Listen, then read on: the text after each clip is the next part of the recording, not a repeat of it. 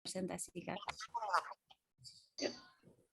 Baik, terima kasih Bu Ade sebagai moderator di kelompok kami atau kelompok 3. Yang saya hormati Bapak Prof. Dr. Azwar Ananda, MA. Kemudian Bapak Prof. Dr. Mukhayyar, MPD. Bapak Ibu yang sudah hadir pada pagi ini dalam mata kuliah Filsafat Ilmu Pendidikan. Saya berkesempatan untuk mempresentasikan materi yang berhubungan dengan atau materi kita hari ini yaitu tentang fenomenologi pendidikan. Nah, fenomenologi pendidikan ini merupakan kajian atau ilmu tentang, ada slide-nya belum jalan deh. Baik, saya ulangi. Fenomenologi itu pada hakikatnya adalah kajian atau ilmu tentang fenomena atau apa yang tampak atau terlihat, atau bisa juga diartikan sebagai penampakan suatu objek atau peristiwa atau suatu kondisi dalam persepsi kita. Nah, fenomenologi ini biasanya digunakan di dalam penelitian karena fenomenologi itu juga merupakan sebagai pendekatan filsafat yang memusatkan perhatian pada gejala yang membajari kesadaran manusia itu sendiri. Pendekatan fenomenologi saat ini sudah banyak digunakan oleh banyak peneliti sebagai pendekatan. Pada awalnya adalah pendekatan filsafat yang berdasarkan pada filsafat ilmu. Banyak literatur yang menyepakati bahwa bapak fenomenologi adalah Edmund Husserl. Bagi Husserl, realitas merupakan perluasan dari kata nature, artinya adalah nature science atau ilmu alam yang menggunakan realitas sebagai keseluruhan benda dalam ruang dan waktu. Jadi fenomenologi secara sederhananya diartikan sebagai studi tentang pengalaman hidup seseorang atau metode untuk mempelajari bagaimana individu secara objektif merasakan pengalaman dan memberikan makna dari fenomena tersebut. Nah, ada banyak tokoh yang mengungkapkan tentang atau menggunakan fenomenologi ini sebagai sebuah metode dalam ilmu pengetahuan, namun yang kami cantumkan di sini hanya 3 saja. Ini tokoh yang sering disebutkan dalam berbagai literatur. Yang pertama itu adalah Edmund Husserl. Nah, ini disebut sebagai bapak fenomenologi karena memang banyak literatur yang menyebutkan dan atau mengutip pendapat dari buku-buku yang atau karya-karya yang dikeluarkan oleh Husserl ini. Husserl menegaskan mengenai analisis deskripsi serta introspeksi yang dalam dari semua bentuk kesadaran dan pengalaman-pengalaman langsung seperti religi, moral, estetis, konseptual, serta indrawi. Kemudian ada tokoh yang kedua yaitu adalah Max Scheler. Maaf kalau dalam pengucapan salah ya. Metode fenomenologis tentang penilaian, ya, hakikat penilaian, itu diterapkan di bidang teori pengenalan, etika, filsafat kebudayaan, dan keagamaan, serta bidang nilai yang jasanya besar sekali dalam pemikiran tentang nilai ini. Jadi fokusnya itu adalah berhubungan dengan nilai. Kemudian yang ketiga adalah ini tokoh yang memang banyak juga dalam literatur, banyak ditemukan dalam literatur ya, Martin Heidegger sebagai filsuf eksistensialis yang berupaya mengalihkan filsafat barat dari pertanyaan-pertanyaan ontologis. Maksudnya di sini adalah pertanyaan yang berkaitan dengan makna keberadaan. Misalnya, kesalahan pertanyaan tentang apa yang ada itu misalnya yang dikemukakan oleh Heidegger ini. Heidegger ini merupakan salah satu murid dari Husserl. Dia menyatakan ada kesalahan dalam sejarah filsafat. Sebagai contoh tadi itu di dalam bukunya yaitu Being dan End Time. Karya Being dan End Time ini dicirikan sebagai sebuah ontologi fenomenologis, gagasan tentang ada berasal dari Parmenides, persoalan tentang keberadaan dihidupkan kembali oleh Heidegger setelah memudar karena pengaruh tradisi metafisika dari Plato hingga Descartes. Dan belakangan ini, pada masa pencerahan, Heidegger berusaha mendasarkan keberadaan di dalam waktu dan dengan demikian menemukan hakikat atau makna yang sesungguhnya dalam artian kemampuannya untuk dapat kita pahami. Itu tiga tokoh yang sering dijumpai di dalam literatur. Mungkin materi berikutnya dilanjutkan oleh pemateri. Saya kembalikan pada moderator. Oke, baik Bu Nora. Dan selanjutnya akan saya lanjuti ya.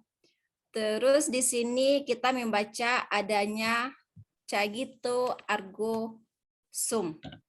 Nah, kita bicara mengenai artinya adalah aku berpikir maka aku ada. Nah, jadi ini konsep filsafat yang lahir pada pemikiran Mutakhir, berpikir bahwa manusia itu ada, manusia itu bertanya jika manusia itu ragu. Nah, jadi di sini kita berbicara masalah masalah pengetahuan. Jadi pengetahuan itu datangnya apabila manusia itu berpikir. Nah, semakin banyak kita bertanya, ragu, dan kita akan bertanya, maka pengetahuan itu akan lahir. Nah, jadi misalnya kita diajukan dengan konsep manusia itu ragu dan maka dia bertanya. Nah, sangat kental sekali dengan pengetahuan ya. Jadi kita bila Anda tidak pernah bertanya, di mana Anda tahu, nah itu maka ilmu pengetahuan atau pengetahuan itu tidak akan muncul. Terus supaya Anda bisa, nah berarti Anda akan bertanya, siapa saya, siapa kamu, dan apa jawabannya. Nah, dari jawabannya itu akan lahir pengetahuan. Nah, dari uraian tadi kita lanjut bahwasanya di sini kita muncul ada kesadaran bagi Husserl adalah itu tidak sama yang dikemukakan oleh yang didapatkan oleh Descartes. Nah, jadi Descartes mengatakan filosofinya pada premis. Premis itu adalah kesimpulan. Jadi cogito ergo sum, saya berpikir maka saya ada. Sebagai aliran ini adalah buah lahirnya aliran eksistensialisme. Nah, kesadaran dari Descartes adalah kesadaran yang tertutup. Setelah semuanya kesadaran disangsikan oleh Descartes, maka tinggallah adalah aku yang sedang berpikir. Aku yang sedang berpikir adalah sangat subjektif dan ini dikatakan kesadaran oleh Descartes. Terus kita lanjut. Di sini ada intensionalitas bagi Husserl. Bersifat kesadaran intensional ini adalah berarti kesadaran yang selamanya memurnikan dari semua atau segala unsur-unsur transenden, yakni dari semua bahan-bahan dunia, semua bentuk teori dan konsep telah disingkirkan, maka yang tinggal adalah kenyataan.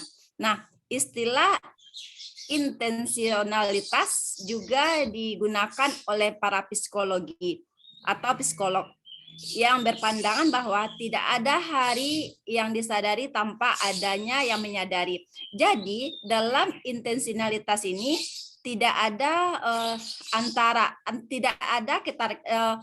kenampakan atau hubungan antara subjek dan objek. Setiap pandangan subjek mempengaruhi objek tersebut. Terus selanjutnya di sini ada macam-macam fenomenologi. Nah, fenomenologi ini dilahirkan juga yang telah dibacakan oleh Bu Nora tadi, dilahirkan oleh beberapa para ahli. Yang pertamanya fenomenologi yang dilahirkan oleh Bapak fenomenologi ya. Jadi Hassel. Terus yang kedua ada Martin, yang ketiga ada berarti di sini fenomenologi tadi telah bahwasanya transendental. Transendental itu digunakan untuk penelitian sosial. Kata transenden mengandung arti berada di luar.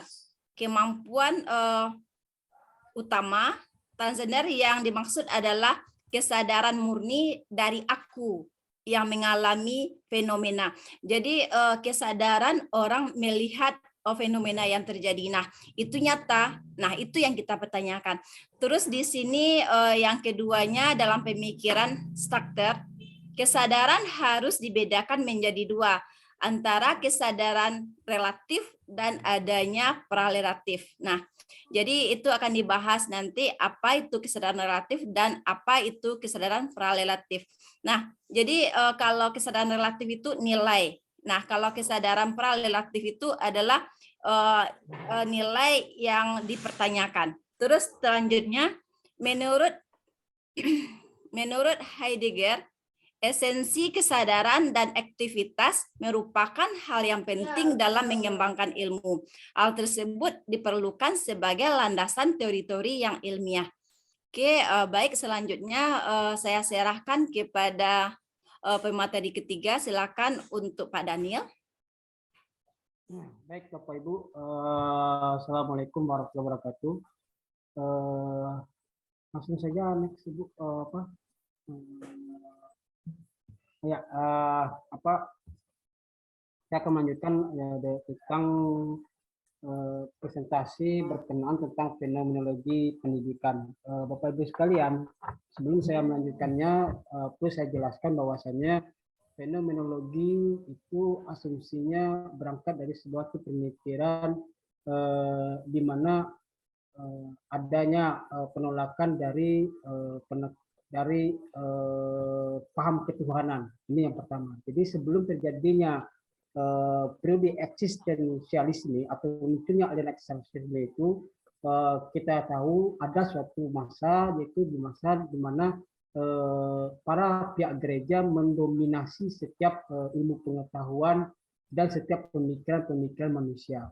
Nah, ketika itulah makanya terlahirlah eksistensialisme. Apa itu eksistensialisme itu sendiri adalah mengembalikan sesuatunya itu kepada eksistensi, keberadaan kita selaku manusia di muka bumi ini. Dan ini berangkat dari pemikiran Descartes tadi dikemukakan oleh Bu Ade tadi tentang Cargiso ergo sum. Nah, supaya kita semua paham apa itu fenomenologi awalnya. Jadi Cargiso ergo sum inilah tolak ukur utamanya akhirnya eksistensialisme, di mana dia mengembalikan fungsi aku. Premis yang dikemukakan oleh Descartes itu menjadi dasar di mana seseorang itu memiliki kemampuan untuk menjadi diri sendiri ketika dia berada di muka bumi ini. Jadi itu ergo sum, aku berpikir karena aku ada. Di sini yang harus kita lihat. Nah, itu Bapak Ibu sekalian. Nah, dari sanalah muncul salah seorang filosof asal Jerman. Beliau asal Jerman, yang bernama Hetman Hazer. Hetman Hazer ini adalah seseorang yang berkelahiran Yahudi, Bapak Ibu sekalian. Seperti namanya Hazel, saya baca biografi beliau. Ternyata beliau adalah keturunan Yahudi berekonomi kelas menengah, dan beliau menempuh pendidikan di Leipzig, Austria. Dan dia mendapatkan gelar doktor di bidang filsafat matematika dan pernah menjadi asisten dosen di bidang matematika juga. Nah, kemudian ada satu hal menarik, tapi beliau mencetuskan tentang fenomenologi ini. Dari fenomenologi inilah beliau mendapatkan gelar profesor. Nah, Bapak Ibu sekalian, menurut hasil fenomenologi ini adalah sebuah metode pengetahuan. Kenapa kami berkesimpulan ini ada sebuah metode pengetahuan, karena di sini kita melihat bahwasanya fenomenologi ini berangkat dari sebuah kata, yaitu logi. Kalau logi itu berasal, kalau kita maknakan itu logos, yaitu sebuah ilmu atau sebuah studi atau sebuah metode. Ini yang harus kita lihat dulu dalam konteks kebahasaan. Nah, dari sinilah Hazel mengemukakan secara hakikat murni. Artinya kalau hakikat murni itu maksudnya apa? Hakikat murni itu adalah dimana kalau kita ingin mencapai pemikiran yang betul-betul murni, pemikiran yang benar-benar aku. Nah, kata aku di sini yang benar-benar saya gitu. Nah, maka kita harus memegang kepada 3 prinsip, yaitu reduksi fenomenologis, kemudian reduksi editis, kemudian reduksi transdental. Apa itu Bapak Ibu sekalian? Bapak Ibu sekalian, pertama itu reduksi fenomenologis. Nah, reduksi itu sendiri adalah menyaring. Jadi fenomenologis artinya menyaring pengalaman sehingga kita atau manusia itu, aku itu pada fenomena yang termurni-murninya, bersih. Ya, setiap orang atau subjek pelaku harus melepaskan diri dari segala aspek benda, pandangan, baik itu pandangan agama, adat, ilmu pengetahuan atau hal-hal lain. Ini yang pertama, langkah pertama kita untuk menemukan sebuah pengetahuan. Nah, jadi langkah pertama itu kita melepaskan diri, itu dulu. Nah, tadi saya ambil contoh di sini, tadi kita berbicara tentang Nabi Adam. Ya, sempat tadi ada guyon sebelum forum diskusi ini dibuka secara virtual. Ya, di Al-Quran itu Bapak Ibu sekalian, ini mohon maaf karena ini kebetulan bidang saya, mungkin supaya lebih jelas Bapak Ibu, saya tidak menentang firman Allah, tidak.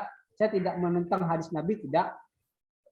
Satu hal yang ingin saya kupas habis, yaitu benarkah kalimatnya itu adalah benarkah Nabi Adam manusia pertama? Ini yang pertama. Ya. Jadi di ayat Al-Quran itu dikatakan wa iz qala rabbuka lil malaikati ja'alu fil ardi khalifah. Ya. Dan suatu saat Allah Tuhan mengatakan kepada malaikat, aku akan menciptakan seorang khalifah. Ini tanda kutip pertama. Ya, fenomena pertama, Allah akan menciptakan khalifah. Ini yang pertama, fenomena pertama. Siapa itu khalifah? Beberapa tafsir mengatakan, oh khalifah itu adalah Nabi Adam. Ya, tapi apakah khalifah itu memang benar Nabi Adam juga? Atau memang khalifah ini memang khusus khalifah, memang orang yang makhluk yang bernama khalifah gitu. Siapa khalifah ini? Ini pertama nih. Kita lepaskan dulu Bapak Ibu unsur khalifah itu adalah manusia, khalifah itu Nabi Adam. Ini berdasarkan hadis. Sampai saat ini saya mengatakan Bapak Ibu, saya belum pernah menemukan ayat atau hadis yang mengatakan Nabi Adam itu adalah manusia pertama. Itu dasar pertama. Saya melepaskan unsur itu. Tidak ada hadis Nabi yang mengatakan manusia yang pertama itu adalah Adam. Bukan. Belum ada satu menemukan, Bapak Ibu sekalian. Ayat Al-Quran pun belum ada mengatakan demikian. Bahwasanya Nabi Adam adalah manusia pertama. Ini berangkat dari asumsi adalah kita lepaskan dulu unsur teori. Ya, unsur teori bahwasanya Adam itu manusia pertama, baik dalam konteks agama maupun konteks ilmu pengetahuan. Bukan saya mempercayai teori evolusi Bapak Ibu sekalian atau lain halnya, tetapi kita harus berangkat dari reduksi fenomena, yaitu menyaring gejala-gejala yang ada yang berangkat dari pandangan-pandangan baik itu agama dan teori-teori ilmu pengetahuan. Kita lepaskan itu dulu. Yang kedua, fil art. Allah itu menciptakan khalifahnya di bumi. Nah, ini di bumi Bapak Ibu. Bukan di langit. Artinya setelah khalifah itu diciptakan, dia akan diletakkan di bumi. Maka saya katakan surganya Nabi Adam itu dikerinci di bumi, saya bilang. Nah, karena ada perspektif demikian. Jadi kalau kita bicara surga kan ada di langit, itu kan teori agama. Sekarang kita lepaskan teori itu Bapak Ibu. Kita lepaskan teori itu semua. dari unsur itu semua ilmu pengetahuan. Bahwasanya surga dan bumi yang ditempatkan Adam itu adalah di dunia. Nah, di dunia tepatnya mungkin di Indonesia, bisa saja jadi yang benar apa yang mungkin saya asumsikan, ada suku tertua di Kerinci itu adalah suku yang berasal dari zaman Nabi Adam. Allahu alam. Ya, itu kan masih dalam kajian, bahkan ada temuan artefak itu kan kajiannya Pak Ed nanti masalah sejarah. Kemudian lagi ada lagi yang dilanjutkan lagi fenomenanya, ayat tersebut berkatakan fil ardi khalifah fil ard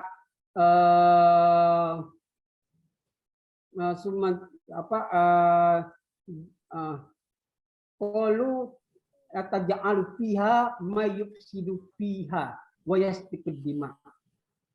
Maka kami berkata, qalu, kata malaikat, qalu ataj'alu fiha may yufsidu fiha.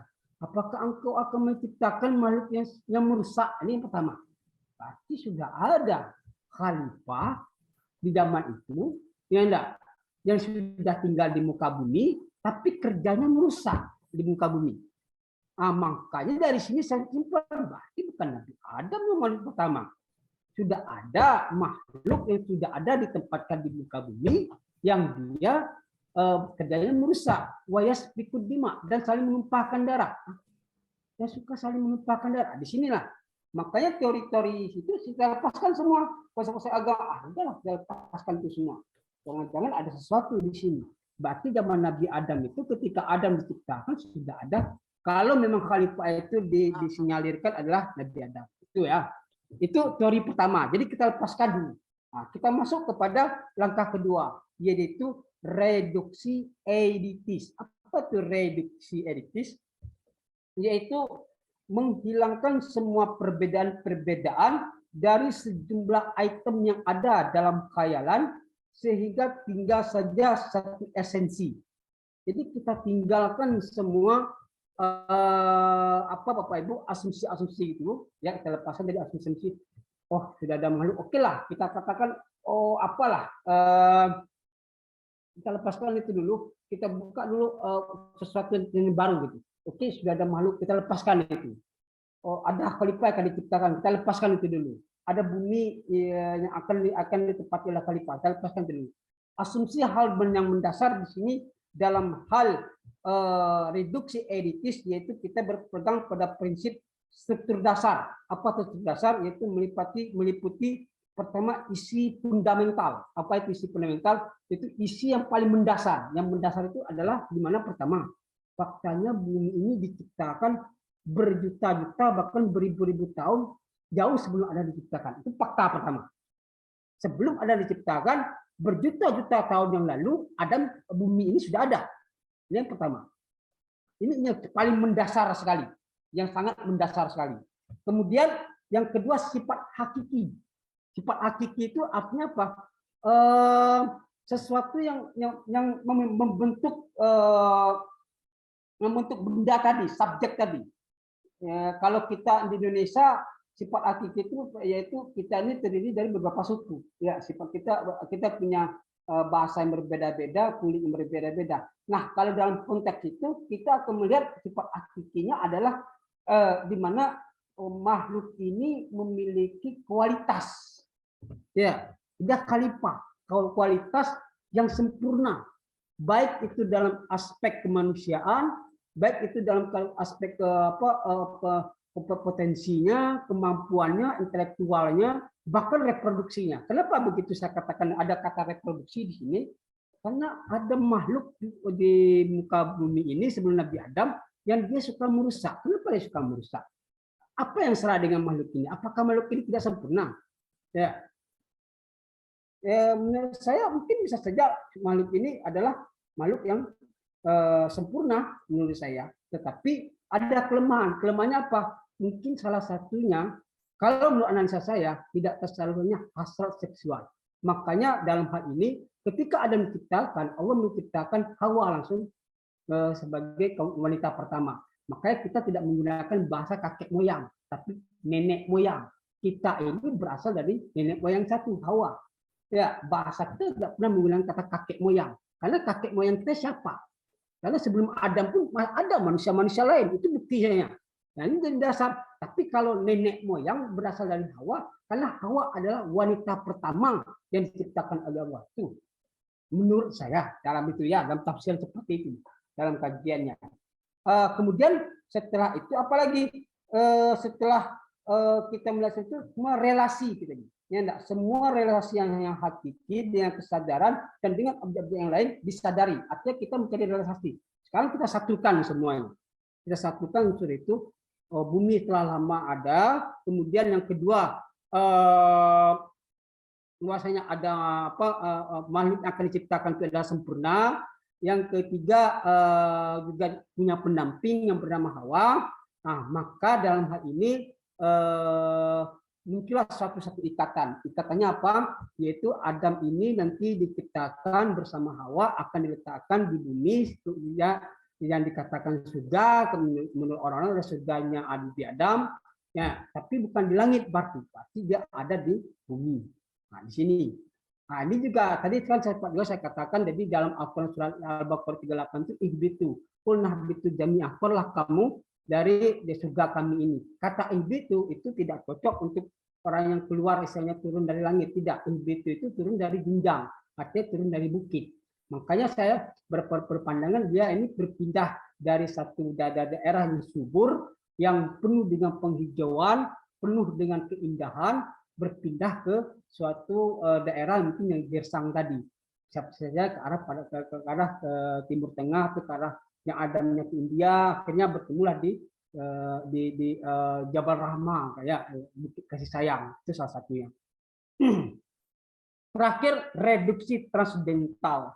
Ya, transcendental ini akan memuncakkan satu pemikiran kita menjadi diri kita sendiri, Bapak Ibu sekalian, sehingga kita menemukan sebuah pengetahuan baru, yaitu merupakan pengarahan subjek dan mengenai terjadinya penampakan sendiri dan mengenai akar-akarnya dalam kesadaran, bukan lagi mengenai objek atau fenomena, bukan mengenai hal-hal sejauh menampakkan diri kepada kesadaran.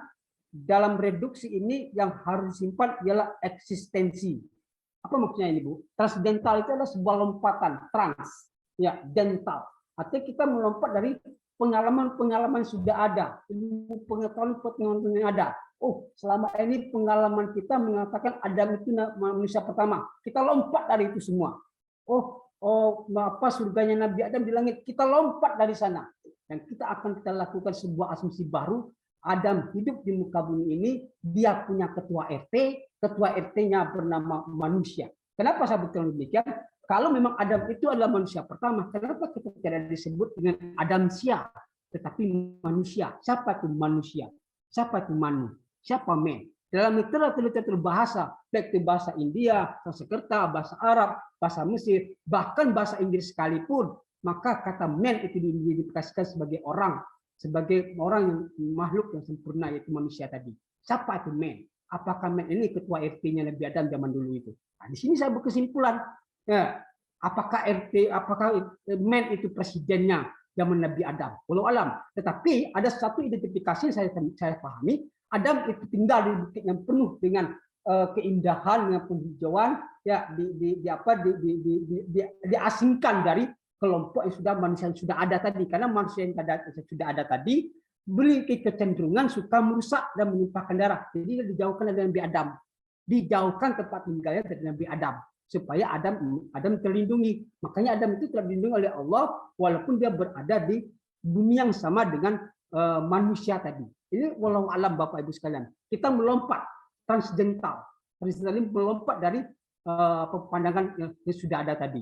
Nah, ini sebuah pengetahuan baru akan muncul. Pertama, kesimpulan kita, Adam bukan manusia baru.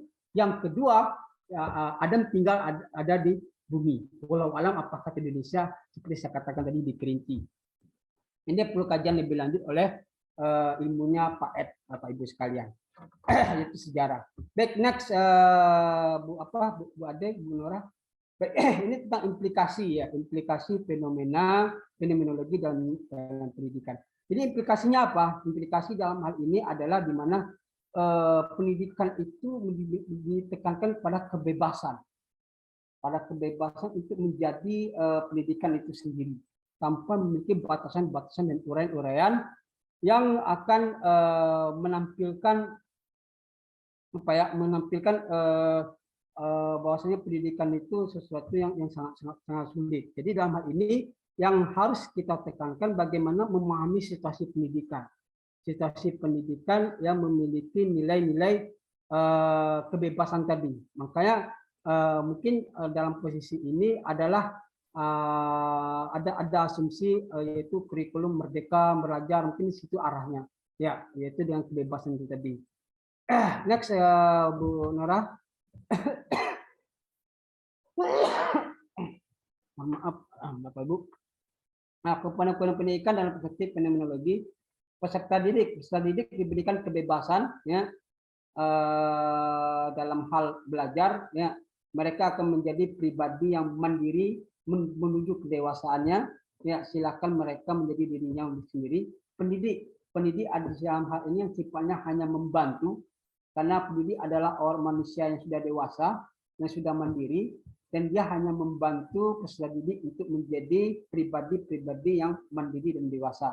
Tujuan pendidikan yaitu tetap memberikan arahan kepada kepada sistem pendidikan, terutama dalam pelaksanaan pendidikan itu sendiri tetap terarah kepada sistem nilai dan norma-norma yang berlaku.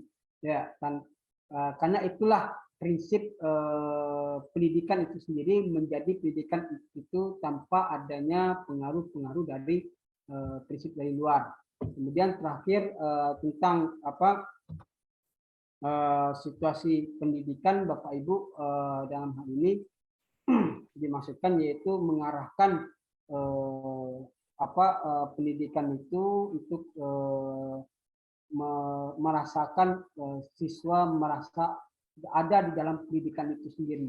Dia merasakan situasi pendidikan itu merupakan tempat yang paling dinikmati oleh mereka. Ya, kalau dikatakan oleh Heger itu yaitu ada di dalam dunianya, itu bahasanya. Dalam dunianya itu artinya ada di dalam dunia pendidikan itu. Mereka merasakan situasi pendidikan sangat betul-betul menjadikan mereka manusia yang memanusiakan manusia. Mungkin itu saja Bapak Ibu, kami kembalikan kepada Bu Ade selaku moderator. Mungkin untuk berbicara lebih lanjut bisa kita buka untuk dalam forum tanya jawab. Terima kasih atas perhatiannya. Assalamualaikum warahmatullahi wabarakatuh. Oke, baik. Terima kasih Pak Daniel yang sudah memaparkan materi hari ini. Dan selanjutnya saya yakin Bapak Ibu di sini akan berpikir bahwasanya yang diharapkan adalah ragu. Ragu maka bertanya, dan bertanya adalah akan timbul pengetahuan. Oke, silakan untuk Bapak Ibu yang bertanya, jangan lupa untuk diklik diketik di kolom chatnya. Silakan yang bertanya dulu boleh disampaikan dulu, lalu diketik. Silakan. Ini bertanya Bu Ade. Oke, yang pertama Pak Edmi ya. Ya. Langsung dulu gimana? Sesinya keluarkan aja dulu siapa Bu Ade atau Bu Nora. Ya. Keluarkan aja dulu enggak? Oh ya. Stop screen. Ya. Oh ya. Bu Nora atau Bu Ade? Bu Ade.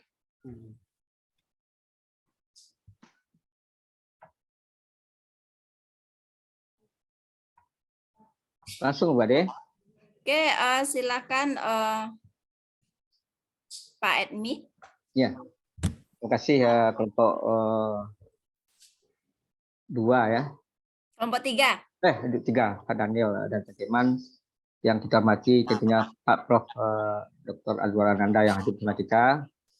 Saya tadi dengar dari Bu Ade, kalau filsafat ini kita mulai dari ragu, berakhir dengan ragu juga gitu ya. Mulai berakhir dari juga ragu Pak. Iya, berakhirnya bingung juga. Tapi nanti kalau ada Pak Wawa itu tidak akan bingung lagi. Saya tadi mengikuti presentasi dari kelompok 3 ya tentang fenomenologi pendidikan. Ada yang saya ragukan. Sebetulnya fenomenologi ini dia sebuah aliran filsafat di dalam pendidikan atau sebuah pendekatan itu intinya ya. Jadi apakah dia sebuah filsafat atau pendekatan? Kalau dia filsafat saya juga ragu ya. Kenapa demikian? Dari aliran filsafat yang saya baca ada 8 itu kan, idealisme, pragmatisme, orientalisme, eksistensialisme, progresivisme, sampai nanti kepada eksistensialisme. Saya tidak menemukan fenomenologi. Nah, jadi artinya di mana posisi fenomenologi ini? Kalau tadi kelompok 3 menjelaskan tentang ungkapan dari Descartes, cogito ergo sum, aku berpikir aku ada kan tadi kan? Itu kan seorang filsuf Prancis ya. Itu lebih kepada aliran eksistensialisme, bahwa eksistensi manusia itu menyebabkan dia ada. Artinya kalau dia berpikir dia ada kan. Jadi artinya kalau kita tidak berpikir kita tidak ada. Jadi itu kan lebih kepada eksistensialisme sebetulnya. Jadi saya agak ragu ya. Jadi nanti bisa mungkin kelompok menjelaskan di mana sebetulnya posisi fenomenologi ini di dalam kalau dia filsafat ya, atau hanya pendekatan. Nah, jadi saya kan ragunya itu. Nanti barangkali kalau sudah dijelaskan saya mungkin kurang ragunya atau tidak ragu lagi. Itu saya kelompok 3, Pak Daniel Ceceman. Oke, kita simpan dulu pertanyaan dari Pak Edmi. Silakan untuk pertanyaan kedua.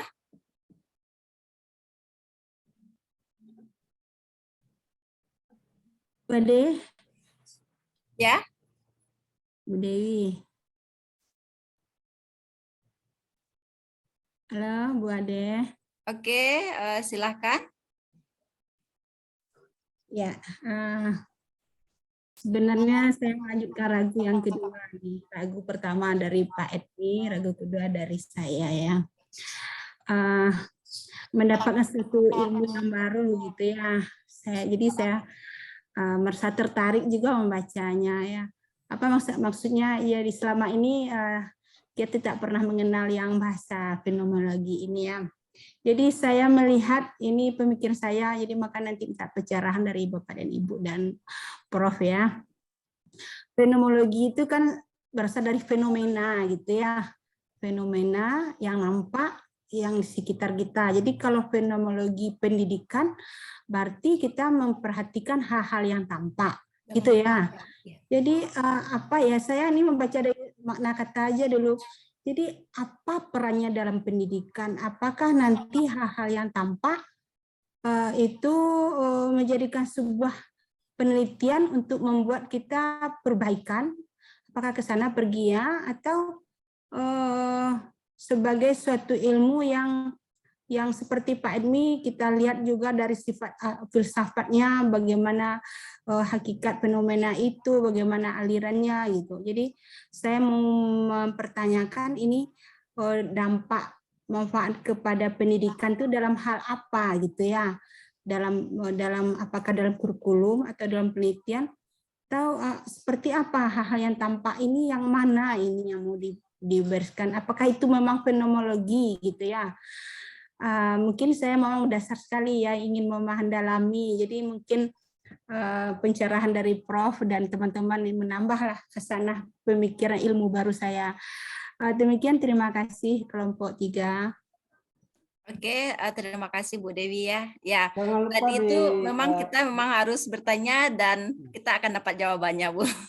Jangan lupa di kolom chat Bu Ade, kolom chat ditulis. Iya.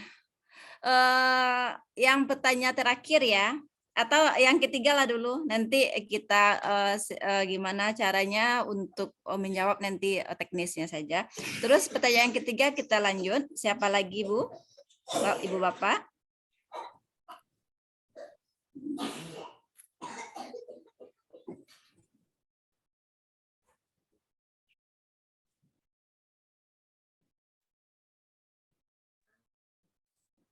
Ya, sepertinya belum ada yang bertanya. Gimana ini Bu Nora dan Pak Daniel? Ya, kita jawab dulu yang ada. Yang ada dulu ya. Ini sudah ada yang di kolom chat yang sesuai tadi Pak Edmi dulu. Pak Daniel, silakan untuk dijawab. Jadi fenomenologi itu sebuah filsafat atau pendekatan. Kalau dilihat dari aliran filsafat yang ada, fenomenologi itu termasuk ke dalam salah satu aliran. Adanya contoh yang diangkat Tidak dari termasuk, Bu Ade. Bukan termasuk, tidak termasuk. tidak termasuk ya. Ya. Terus adanya yang tadi dikatakan bahwasanya aku berpikir dan aku Aku ada. ada. Nah, silakan Pak Daniel untuk menjawab pertanyaan Pak Edmi. Enggak, Bu Nora, mungkin ada mau Bu jawab, Bu Nora? Silakan. Belum apa? Langsung aja Pak Daniel. Oh, langsung saya aja, Bu. Baik. Terima kasih Bu Nora, Bu Ade, selaku moderator. Mohon izin Prof, ingin menanggapi pertanyaan dari Pak Edmi Hati. Sebenarnya fenomenologi ini alien atau pendekatan. Ada satu asumsi Pak Edmi yang saya kemukakan tadi, bahwasanya sebuah aliran itu biasanya diakhiri dengan kata ismi. Apa itu ismi? Ismi itu adalah paham, aliran. Contoh, ya idealisme, realisme, imperialisme, eksistensialisme. Ini harus menjadi pokok utama yang kita pahami. Kalau itu sebuah aliran. Tetapi ada yang unik dari apa yang dibahas, yaitu fenomenologi. Dia beraliran kata logi. Logi itu berasal dari kata logos, artinya ilmu, studi, dan metode.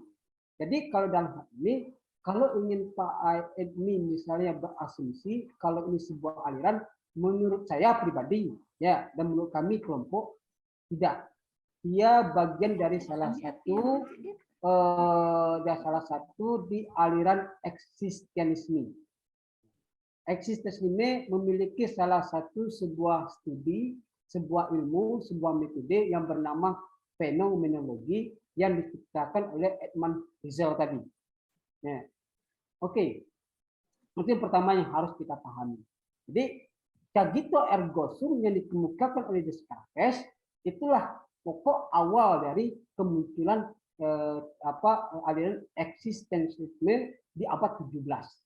Ini yang harus kita pahami. Descartes itu adalah filsuf abad 17. Nah, oleh karena itu yang harus kita lihat adalah konteksnya.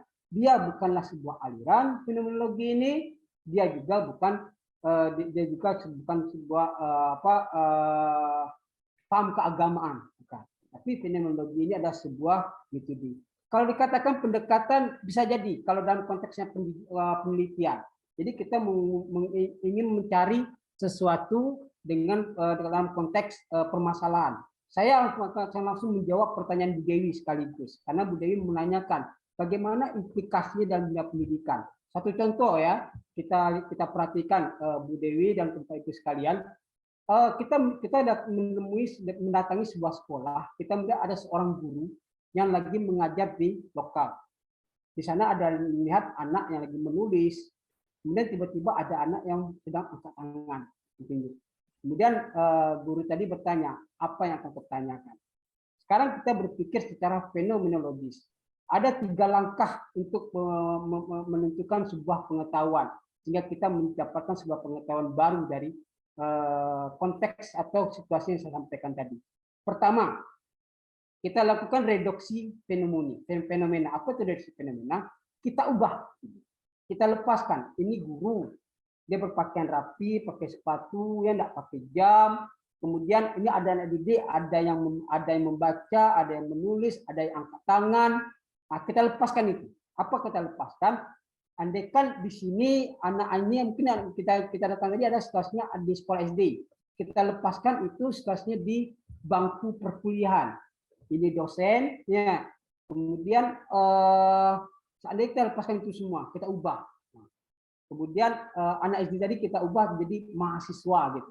Yang awalnya anak berusia 9-10 tahun kita ubah menjadi anak-anak yang berusia 19 ke 20 tahun. Itu kita ubah asumsi itu.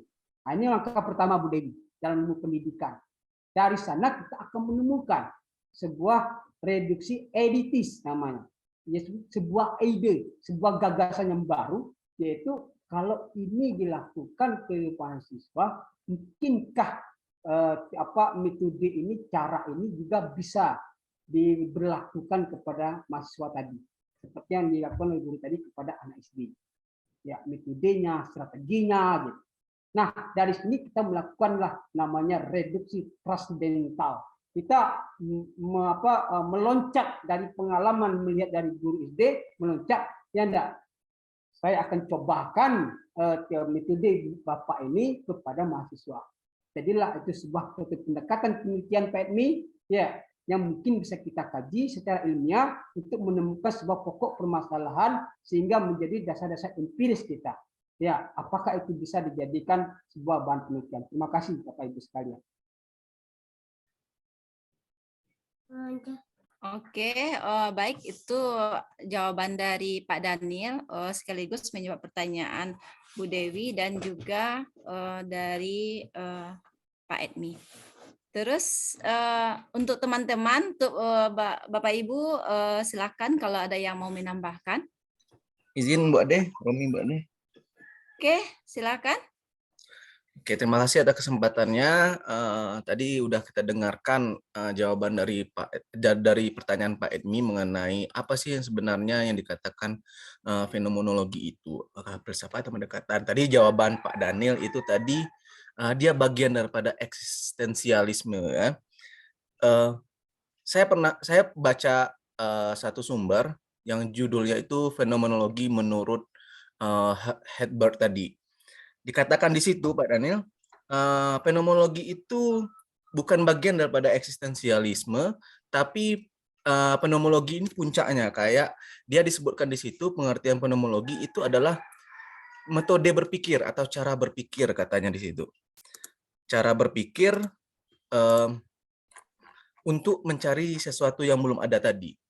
Ya, itu yang dikatakan kalau di sumber itu. Fenomenologi itu cara berpikir atau metodenya. Dan banyak filsuf yang memakai ibaratnya itu fenomenologi ini sebagai dasarnya. Dan Herbert itu dia memakai fenomenologi dan difokuskan terhadap eksistensialismenya gitu. Nah, kan fenomenologi tadi cara berpikir, mencari teori-teori yang benar dan pasti dari keadaan sekitar. Nah, yang si Heidegger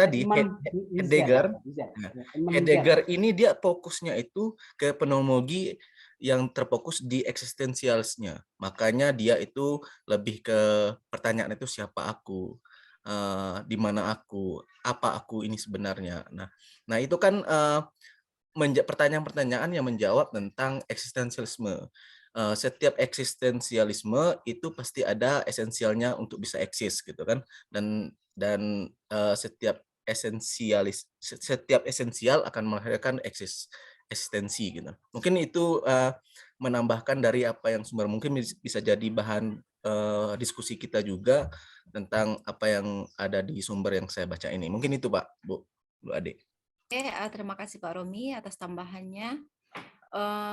Ya, saya lempar dulu kepada yang bertanya ya, Pak Edmi, gimana tanggapannya Ya, Pak Edmi? terima kasih kelompok 3 ya tadi. Sebetulnya memang inilah apa yang saya katakan bingung, ragu itu kan gitu tadi. Pak Dani melemparkannya di bagian eksistensialisme, dan fenomenologi itu di bagian eksistensi. Jadi ini tadi dibantah juga oleh Pak Romi ya.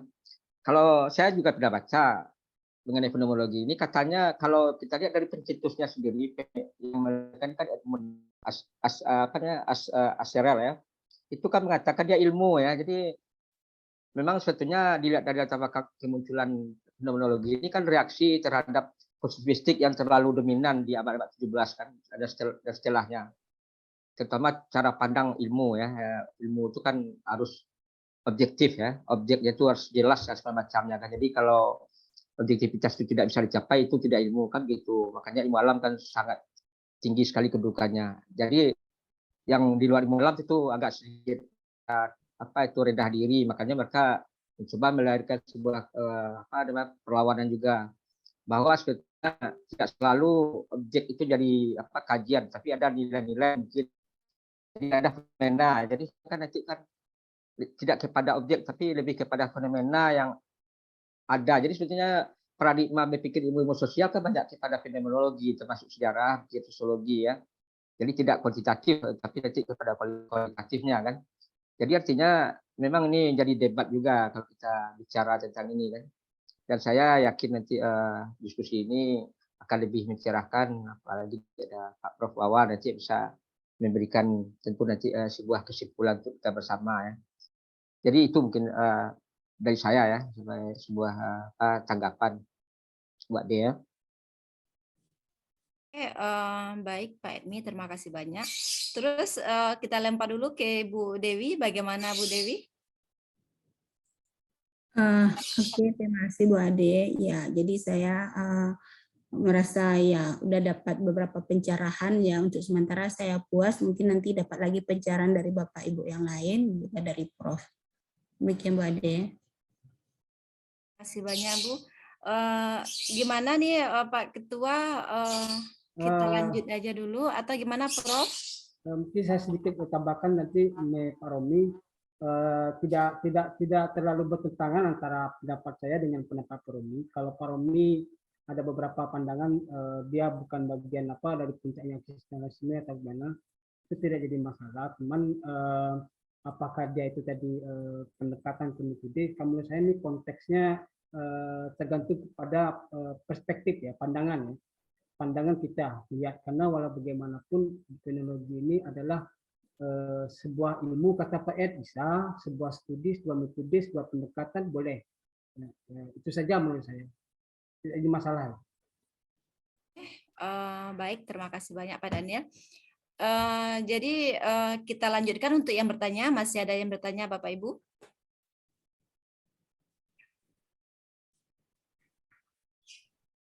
Pak Prof. Wawa mungkin Pak Prof. Ya, langsung saja kita minta pencerahan. Menambahkan bisa juga. Ya. Oke, sudah selesai Bu Ade. Siapa tadi? Ya, Prof. Ade Jadi Surya. Irma Suryani. Iya, Prof. Irma Suryani.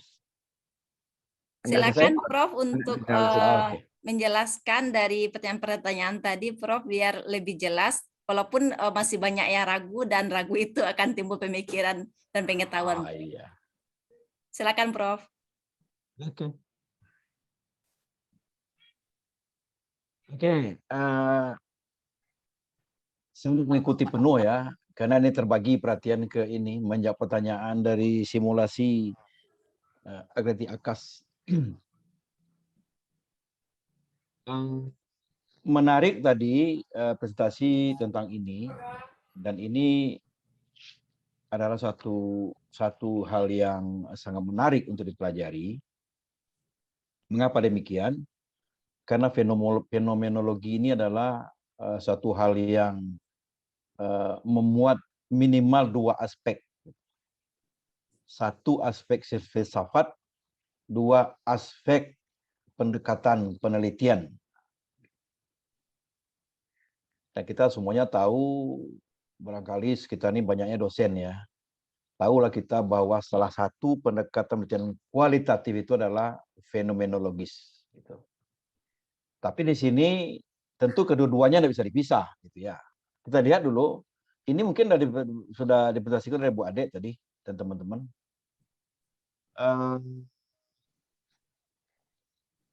Fenomenologi itu sebenarnya adalah suatu aliran filsafat yang memusatkan perhatian kepada hal-hal yang nampak. Mengapa yang nampak? Kalau yang sekedar nampak saja itu namanya empirisme.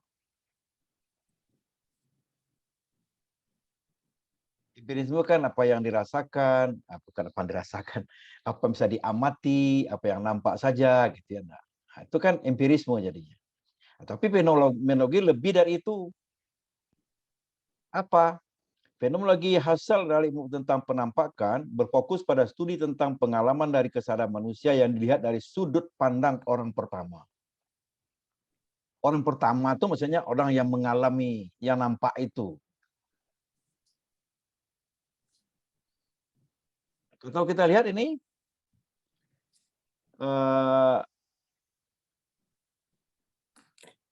dia mengembalikan perhatian filsafat detil-detil keseharian sehingga terlupakan perhatian filsafat sebelumnya selalu mengikut pada esensi. Orang selalu bisa berpikir esensi, esensinya apa, intinya apa, gitu ya. Sedangkan dia katanya adalah metode epistemologi yang menolak preposisi pengalaman dari seorang bayi yang baru lahir dunia. Semua penjelasan tidak boleh pasal pengalaman menjelaskan sendiri dari pengalaman itu sendiri. Metode untuk menunda preposisi adalah melalui epos, yaitu menunda, mengurung semua anggapan sebelum pengalaman itu menjelaskan dirinya sendiri. Jadi kalau kita lihat secara mendalam ini, filsafat fenomenologi ini, kita tidak bisa menafsirkan sesuatu itu hanya nampak saja. Walaupun objek perhatiannya nampak, tapi harus dilihat sebagai kaitan dengan yang lain. Tanah longsor gitu. Itu yang nampak kan tanah longsor. Tapi kaitan dengan lain itu apa? Apakah kebijakan pemerintah umpamanya? Apakah perilaku sehari-hari rakyat sekitar situ umpamanya? Yang bisa itu memberikan data kepada kita bagaimana kita memberi arti pada yang nampak itu. Jadi begitu. Yang kedua ini Heidegger ya. Ini lebih dekat dengan René Descartes yang saya sebut tadi, cogito ergo sum tadi itu. Ya itu saja slide saya, tapi menarik untuk didiskusikan pertanyaan tadi yang mengatakan bahwa apakah ini filsafat atau pendekatan? Jawabnya kedua-duanya apa ya? Sebagai filsafat, fenomenologis memberikan cara pikir, cara menganalisis, cara melihat pada kita bahwa sesuatu itu tidak berdiri sendiri. Arti sesuatu itu belum bisa kita artikan sebelum yang kita lihat itu berbicara sendiri kepada kita. Gitu ya. Kalau begitu fenomenologis ini mendeklarkan kepada kita bahwa satu peristiwa itu tidak berdiri sendiri tapi berkait dengan peristiwa lain. Sebagai pendekatan hampir sama lah seperti itu ya Pak ya. Fenomenologis ini kan penelitian holistik, penelitian kualitatif. Salah satu sifat kualitatif itu adalah holistik. Holistik itu menyeluruh, tidak sepenggal-sepenggal. Nah, jadi kalau Bapak memakai paradigma kualitatif, itu tidak sama dengan Bapak Ibu yang telah melakukan penelitian kualitatif selama ini. Apalagi di S1 ya. Kadang saya tahu aja tuh lihat anak-anak S1 penelitian kualitatif ya. Berapa? Saya observasi seminggu, Pak. Seminggu apa yang dapat? Nah, gitu ya. Tidak akan mungkin kita mengungkapkan fakta hanya observasi seminggu. Apalagi kualitatif itu wawancara, ada artinya apa-apa itu. Sebab naturalistik dari penelitian kualitatif itu adalah kita masuk ke alam itu, kita berperilaku seperti orang itu, sehingga kita mendapat meaning dari suatu peristiwa. Dan saya selalu mencontohkan dosen saya, Parsudi Suparlan itu, almarhum ya, beliau itu antropolog sebenarnya. Beliau menerbitkan buku, judulnya adalah Gelandangan Tanah Abang. Gelandang Tanah Abang. Ya. Gelandang Tanah Abang, Pak. Baik baca enggak tuh Gelandang Tanah Abang? Yang rasakannya saya baca, Pak. Iya, Gelandang Tanah Abang. Yang dilakukan Pak Parsudi adalah beliau ikut mengelandang Tanah Abang tuh. Tidur bersama pengelandang, makan bersama pengelandang itu berbulan-bulan. Baru beliau tahu meaning dari gelandang itu. Nah, ini enggak, kalau Bu Ade hanya meneliti kemiskinan pakai angket, gimana tahu tuh? Ya enggak? Yang dibicarakan kemiskinan, yang bicara orang kaya semua. Seminarnya. yang dibicarakan kemiskinan, yang seminar orang kenyang semua. Di hotel mewah. Hotel mewah lagi. Saya bilang gini pada mahasiswa tuh kuliah tuh, saudara aja yang ribut kemiskin tuh ada. Orang miskin tenang-tenang aja, ya nikmati aja kemiskin tuh. Ada orang miskin ribut, nggak ada. Kenapa? Karena budaya mereka sudah miskin, biasa aja mereka nggak makan barangkali. Nggak ada rindu beli mobil. Rindu mobil itu kan bapak ibu. Miskin mana dia rindu beli mobil, nggak ada. Nah, kita aja yang ribut kan. Nah, cuma barangkali kita ingin mengangkat standar hidup mereka kan gitu saja. Nah, kan gitu ya. Nah, jadi yang nampaknya kemiskinan gitu kan gitu tuh fenomenologinya. Yang nampak apanya? Ya mungkin rumahnya gubuk gitu ya. Apalagi tuh yang nampak? Gayanya detilah, tidak sebersih orang kaya umpamanya gitu ya. Tapi meaning kemiskinan itu tidak bisa tahu melalui observasi seperti itu. Kita masuk ke setting itu, hidup di rumah orang miskin, bertanak, makan dengan orang miskin nggak 6 bulan, baru kita tahu budaya miskin itu mengapa kok mereka miskin. Kan gitu ya. Jadi orang membuat teori-teori seperti itu tuh tokoh-tokoh, filosof itu tidak dengan penelitian observasi mereka, tapi masuk ke setting itu. Baru tahu dia fenomena kemiskin itu seperti apa. Nah, contohnya dulu yang nampak, contohnya ya, yang nampak orang Minang kelaparan. Itu tahun 90-an loh. Tahun 90-an. Yang kelaparan itu 2 kabupaten saja waktu itu. Padang Pariaman dan Pesisir Selatan. Waktu rektor UMP ini, IKIP Padang waktu itu Pak Ansar itu. Muhammad Ansar itu. Saya adalah waktu itu kepala humas di UMP di IKIP Padang itu, ikut pergi ke Pesisir Selatan. Mengantarkan bantuan ceritanya, mengantarkan bantuan agar orang miskin yang stunting di situ tuh, yang kelaparan itu tidak kelapar lagi. Semuanya orang bergerak beri bantuan. Lantas karena saya orang ilmu sosial, saya juga berbicara, bercerita kemana-mana gitu ya dengan orang lain gitu. Jadi penyebab kemiskinan itu bukan mereka tidak mau bekerja waktu itu. Penyebab anaknya anaknya kurang gizi itu adalah budaya keluarga itu yang menyebabkan anak itu kurang gizi. Tahukah Bapak Ibu budayanya? Di dalam keluarga itu, suami ini sangat berkuasa. Anak belum boleh makan kalau bapaknya belum makan. Itu yang berlaku di keluarga itu.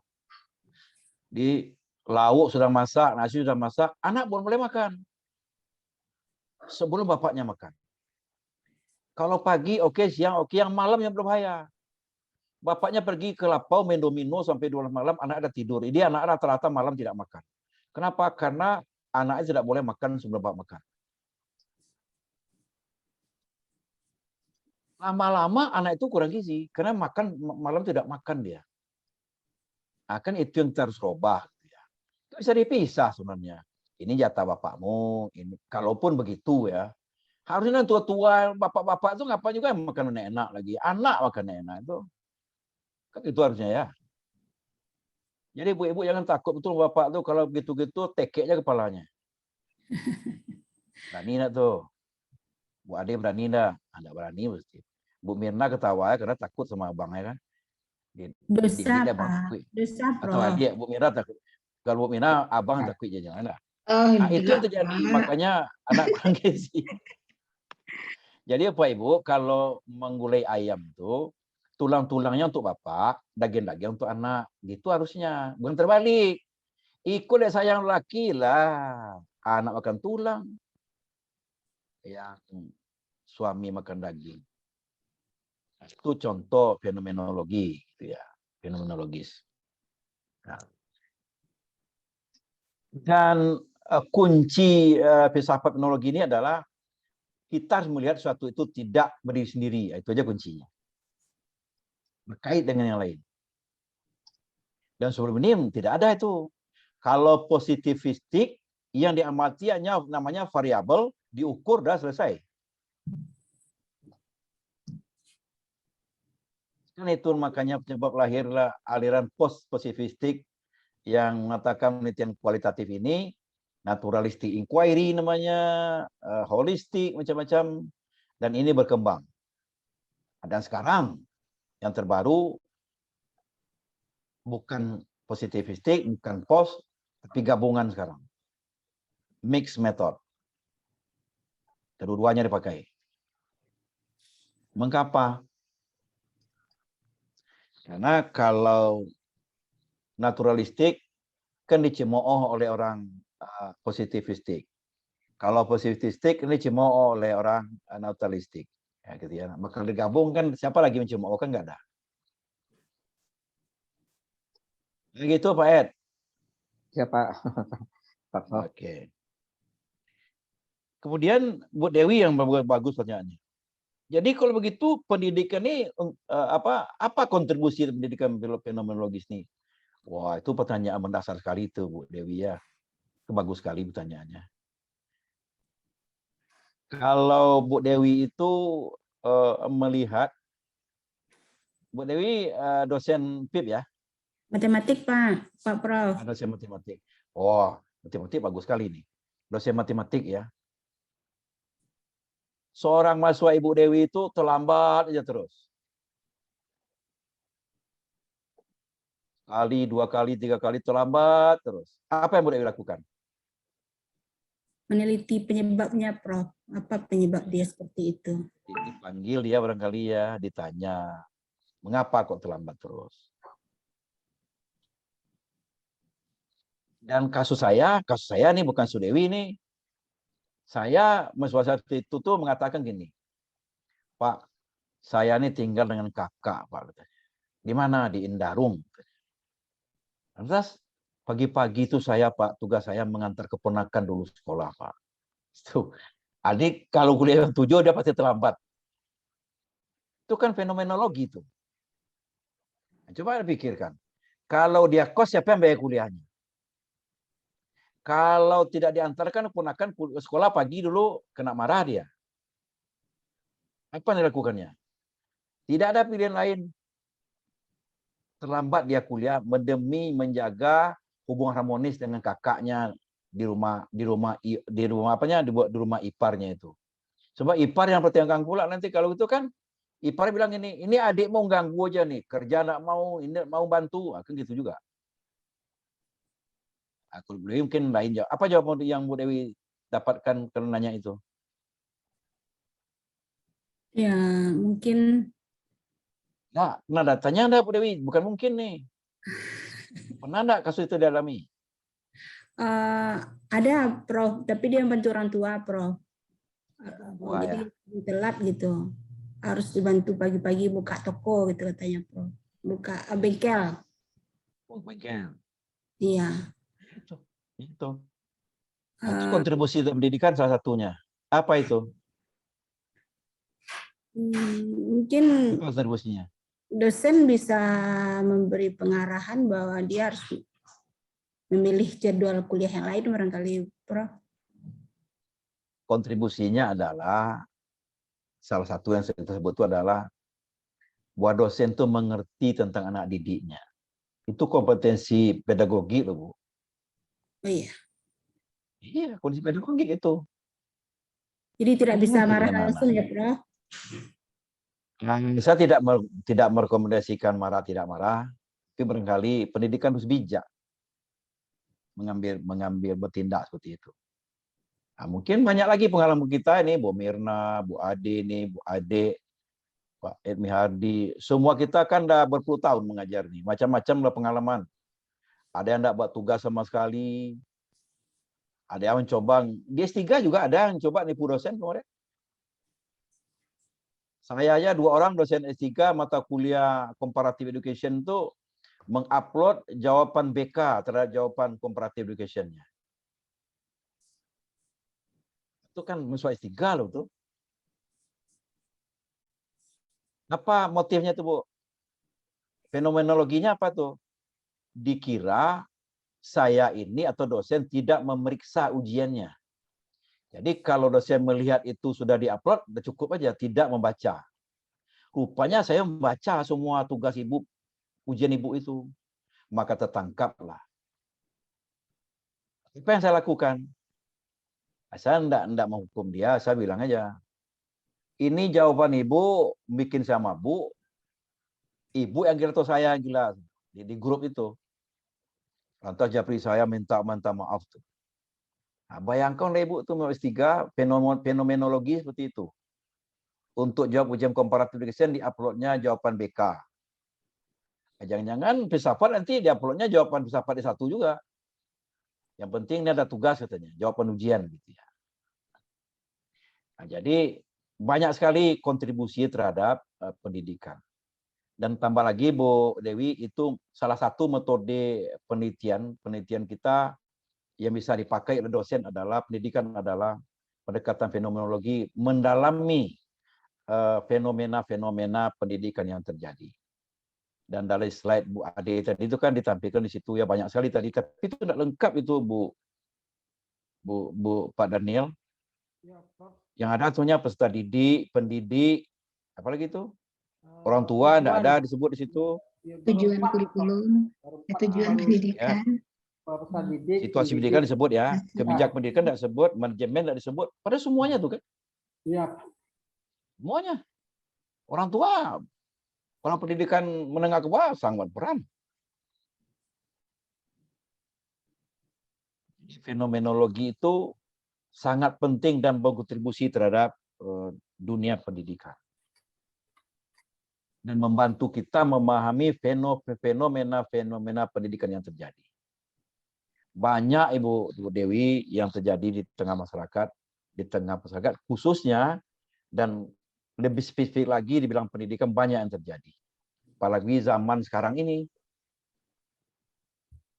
Pelecehan seksual aja hampir tiap minggu beritanya. Itu fenomenologi juga. Anehnya lagi terjadi itu waktu bimbingan lagi. Kok bisa tuh dosen melakukan pelecehan seksual terhadap bimbingannya? Nah, bagi kita normal kan masuk akal tuh. Tapi itu terjadi.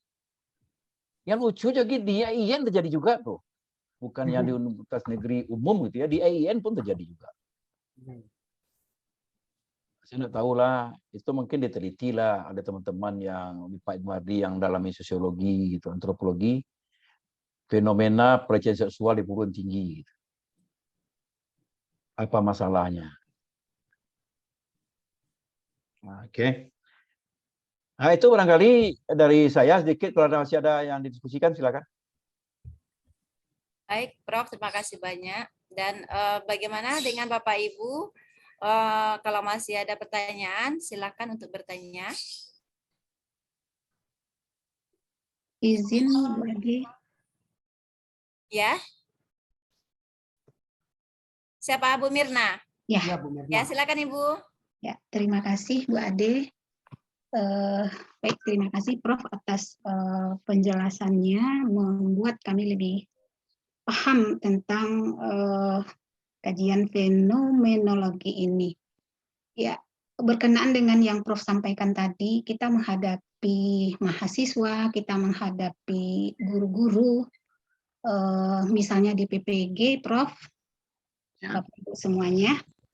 Ya, kita selalu berusaha memahami kondisinya. Jadi kalau kami di matematika itu sering mahasiswa itu tidak siap belajar dan motivasi belajarnya rendah gitu Bapak Ibu. Jadi kalau kita lihat fenomena selama ini gitu, mahasiswa kita itu terbiasa belajar santai begitu Bapak Ibu. Mungkin Bapak Ibu mengalami juga gitu. Karena pengalaman waktu mereka di SMP, SMA, itu mereka tidak terbiasa dipacu seperti kita maui di perguruan tinggi gitu. Kita mau mereka memahami materi yang akan mereka ajarkan nanti. Tidak ada alasan begitu untuk tidak memahami konsep-konsep matematika itu dengan baik, karena mereka mau jadi guru, Bapak Ibu. Nah, permasalahannya motivasi mereka untuk belajar rendah, mereka terbiasa selama ini belajarnya itu santai dan lulus saja, tidak pernah tinggal kelas begitu, Bapak Ibu. Jadi rasanya pada umumnya banyak sekali mahasiswa kita yang berada pada kondisi seperti itu. Jadi kita merasa tidak bisa berhasil mengajar itu, Pak, gitu. Apa kiat-kiatnya lagi gitu. Kalau kita sudah motivasi mereka, Anda mau jadi guru nanti. Coba kalau kita ajarkan dari dasar begitu, Pak, nanti pembelajaran itu, materi itu juga tidak tercapai semuanya gitu.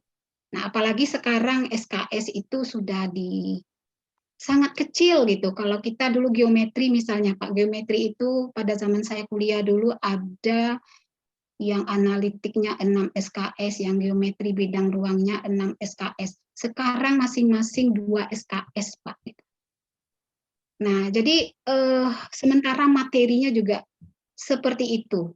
Tapi kondisi mahasiswa itu masih lebih rendah rasanya gitu, kesiapan belajarnya gitu, Pak. Nah, mungkin itu mohon pencerahan dari Bapak bagaimana kita menyikapi hal yang seperti ini. Begitu juga untuk guru-guru yang kita hadapi seperti di PPG.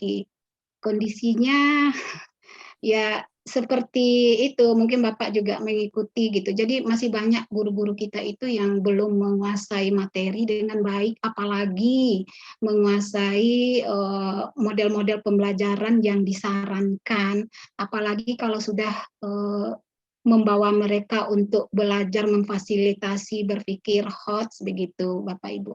Jadi kondisi guru-guru kita itu, kesiapannya itu, kemudian kesadaran mereka untuk tekun belajar, mungkin itu juga kalau kita lihat fenomenanya juga bisa kita pahami Bapak Ibu, karena mengajar banyak begitu ya, urusan ini dan itu, jadi untuk mengikuti program itu dengan baik juga. Saya merasa prihatin begitu, merasa khawatir gitu ya, program yang dicanangkan itu tidak mencapai sasaran gitu, Pak. Mungkin itu saja. Oke, Curhat itu ya. ratapan Bu Mirna ya. Jawabnya banyak tuh Mirna. Sebagai seorang pendidik dalam belajar atau konteks filsafat tentu jawabnya banyak ya. Yang pertama tentu kita lihat dulu mutu input kita, tentu itu ya. Itu Mirna ya. So begini, dalam ilmu manajemen itu kan ada istilah garbage in, garbage out. Gitu ya. Garbage in, garbage out. Tapi dalam pendidikan tidak boleh itu, Mirna. Yang dalam pendidikan adalah garbage in, proses, goal out. Sampah masuk, proses, keluarnya emas. Itu orang pendidikan nih. Jadi kalau pakai prinsip garbage in, garbage out, itu tidak ada proses dalamnya kan gitu ya. Nah, di dalam proses pelajaran, apalagi matematik gitu ya, barangkali semua bidang studi seperti itu, kita melihat mahasiswa itu motivasinya rendah, semangat belajar tidak ada, ingin santai saja, gitu ya. Itu secara filosofis sebenarnya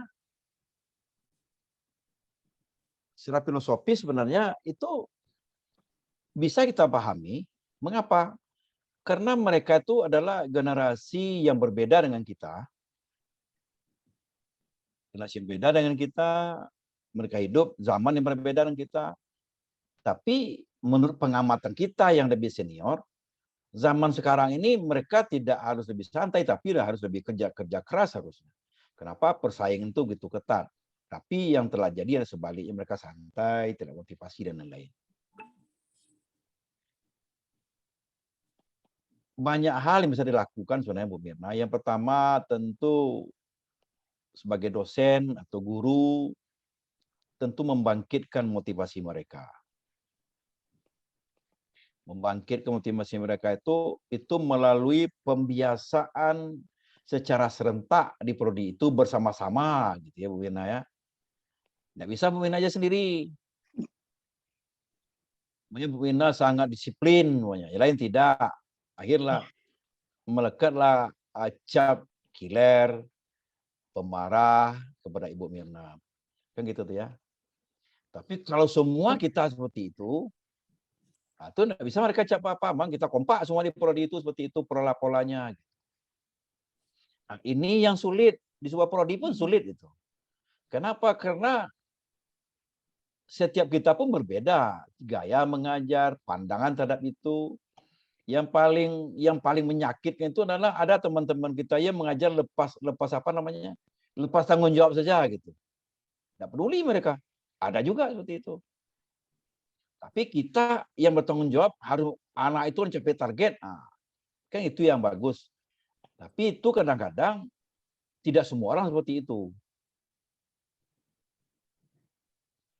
Nah, tapi setidaknya Bu Mirna telah berusaha. Selebih berusaha itu berdoa Bu Mirna lagi agar anak disiplinnya enggak. Iya, Prof. Kemudian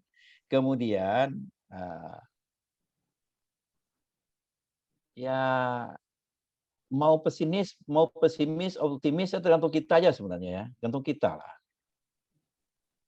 Contohnya di matematik itu kan terukur sekali itu pembelajaran Bu Mirna ya. Iya. Terukur sekali.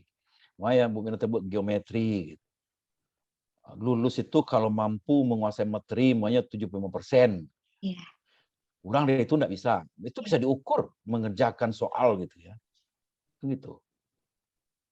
Nah, jadi saya kira sebagai tindakan Bu Mirna objektif saja. Karena lulus ya enggak lulus. Masalah. Oh, kan pernah ditegur ada dekan nanti ditegur PD1 bilang aja nih jawabannya seperti ini. Nah, nanti orang tanya, Bu Mirna pernah ngajarnya? Bu Mirna yang bodoh ngajar. Semua gini juga, kalau semua orang tidak lulus kan kita juga yang disalahkan. Iya, Prof. Gitu Benar, juga. Prof. Tapi orang lupa dalam penilaian PAP itu semua bisa semua tak lulus, bisa semua lulus. Nanti yang berikutnya. Yang kedua, yang selanjutnya, Bu Mirna, dalam menghadapi mahasiswa yang minimum itu, apa istilahnya tuh minimalis itu, memang dosennya kerja keras Bu Mirna. Iya. Kerja keras. Umpamanya Bu Mirna itu harus mengajari detailnya bagaimana rumus ini, turunnya gimana, sudah itu gimana, itu harus ditunjukkan pada mereka.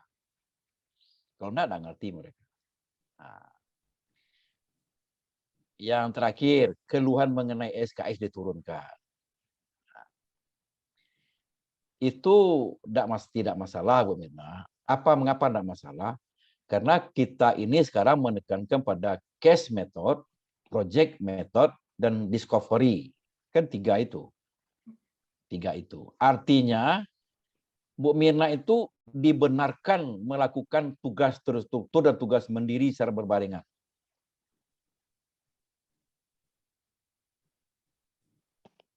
Kalau 2 SKS itu kan tugas strukturnya 1 jam itu ya. 1 jam itu. Tugas mandiri 1 jam. 2 jam, Prof. 2 jam. 2 jam. 2 jam mandiri. 2 jam real loh, Bu. Bukan jam Ya, 2 jam. Iya, 2 jam real. 2 jam real itu. Kan banyak itu. Nah, cuma saja Bu Mirna sanggup nanti memeriksa ujiannya kan itu lagi. Memeriksa tugasnya periksa nanti. Kalau 40 satu kelas, mengajar 10 kelas, terberi sana tiap minggu tuh. Nah, itu pula lagi kan kendalanya. Tapi dosen dibenarkan memberikan tugas itu seperti itu. Artinya, kalau di kelas sedikit, mungkin diperbanyak. Di matematik itu kan ada namanya, apa namanya? Ini yang Pak Muhtar ini dulu namanya, Sudah kuliah beliau atau asisten masuk apa namanya tuh? Asistensi Pak Prof. Tidak ada sekarang seperti itu Prof. Asistensi apa namanya? Iya, asistensi, iya. Ya, asistensi gitu. Iya, dulu Nggak ada lagi waktu sekarang. Mira kuliah dulu masih ada Prof, sekarang nggak ada lagi Prof. Ya ada kan lagi. Itulah Prof, beban mengajar itu sudah over semua Prof. Kan itu pula kendalanya. Ya, Adanya itu IPA tuh nggak boleh kendalanya. banyak-banyak. Iya. IPA tuh nggak boleh banyak-banyak. Iya, IPS boleh betul, banyak-banyak. Prof. Terus kelasnya juga besar gitu, kelasnya 40 Iya. gitu. Jadi sulit sekali, Jadi Prof. kalau matematik itu kelasnya 60 nggak ada gunanya sebenarnya. Apa yang mau dikuasa itu? Iya. Arti manajemennya kan pertimbangannya lain juga benar ya. Iya, Prof. Tidak pure lagi akademik, Iya. tapi yang lain juga pertimbangkan. Biaya umpamanya macam-macam lah pertimbangkan. Tapi di UMP sekarang sudah ada asistensi itu. Saya punya asisten sekarang. Namanya Agustina Rahmawati namanya. Digaji oleh UMP mendampingi saya dalam mengajar. Saya malah bingung karena di dulu tidak pernah pakai asisten, saya bingung sekarang. Apa mau dikerjakan oleh asisten? Karena tidak biasa pakai asisten. Saya takut nanti terbiasa pakai asisten, nanti tidak ada lagi asisten, kan bingung juga. Pak Ed pakai asisten kan Pak Ed? Pakai Pak Prof. Cuma Pak Ed pakai asisten sekarang. masih masuk angkatan 19, saya yang kita mengajar gini kan. Hal-hal administrasi yang bisa Iya betul, karena asistennya mahasiswa 1 sampai 8. Ya, belum bisa. Saya maunya asisten itu tamat S2 lah minimal ya enggak? Baru terbantu kita. Saya takut nanti kalau pakai asisten ini dosen itu duduk-duduk aja, asistennya mengajar. tambah besar masalah jadi kan. Tambah besar masalah, bukan tambah selesai. Selesai masalah. Tapi fenomena ini itu yang bagus jadi perhatian kita bersama bahwa generali sekarang ini mahasiswa kita motivasinya kurang, malas gitu. Ya mereka mungkin di SMA, SMP terbiasa juga seperti itu. Iya. Biasa juga seperti itu. Nah, tapi apalagi kuliah yang seperti ini kan, seperti Rurisman, entah ada tanda nih. Dia di Zulkarnain, entah ada tanda. Dihidupkan, nggak tahu dia pulang lagi tidur lagi kan. Atau yang kalau perempuan biasanya ibu-ibu nih dihidupkan laptop seperti ini, taruh foto di sana dia masak lagi. Ibu-ibu di sini tidak ada begitu, Prof. Oh, enggak ada. Oh, yang lain Bu ada di sini. Yang lain tuh, Prof. Pak Daniel bilang nih, Pak Prof. Ayo, nak. Kalau Pak Daniel itu remang-remang cahayanya. Jadi menghadapi fenomena ini, ini ke fenomena ini. Iya. Menghadapi fenomena ini kita harus bijak juga sebenarnya. Pakai pakai trik kita. Contoh, saya bilang gini, pada mahasiswa S1 nih, semuanya duduk kamera dulu, saya foto dulu. Awal itu, duduk kamera semua, saya foto. Di akhir nanti, hidup lagi kamera, siapa yang tidak hadir, dan hidup kamera yang berarti tidak hadir. Oh, mereka takut tuh. Dikatakan tidak hadir, mereka takut. Gitu kan. Nah, sini tidak takut malah Pak Dedi, Pak Rusuman, malah tidak takut. Oh, Pak Dedi ada dua di bawahnya apa? Ini setannya nih, Pak Irman. Apa Pak? Pakai 2, satu pakai HP Pak. Ya. Satu pakai laptop. Kan fenomena juga tuh kan pakai 2, malah saya nggak tahu tadi. Ya siap kalau mati yang Dedi, Dedi baru muncul tuh. Ada dari tadi Prof. Ada Prof dari tadi Prof. Bisa komentarnya mati saya lihat.